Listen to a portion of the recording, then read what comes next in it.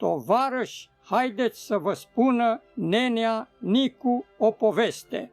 Această poveste este una bazată pe întâmplări adevărate, dar cu adevărat false.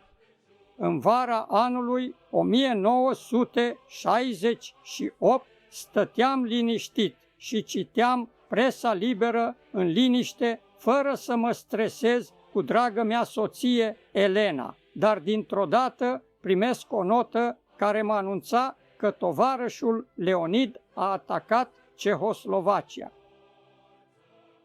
Au, să-mi bag cariciu, treaba e cu adevărat serioasă. Eram conștient că nu va trece mult timp și tovarășul Leonid va ataca Republica Socialistă Română, așa că mi-am adunat echipa de cercetători și le-am explicat cum să construiască o armă cu adevărat nimicitoare, care va pune URSS-ul pe fugă. Așadar, tovarășii mei s-au pus pe muncă pentru a-mi duce ideea la capăt. În câteva ore am primit un telefon.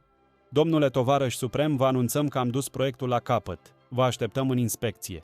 Mă îndreptam spre arma secretă și când se ridică cortina, văd un laser gigantic. Am rămas fără cuvinte. Nici America nu a văzut așa ceva. Părea capabil să distrugă o planetă.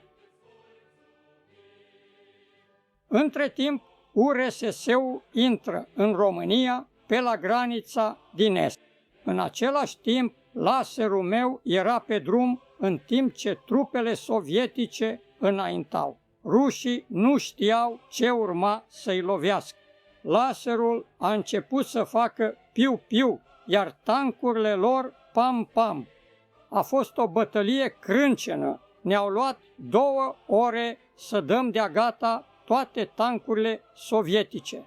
În Republica Socialistă Română s-a așternut liniștea. România a învins URSS-ul datorită inteligenței artificiale.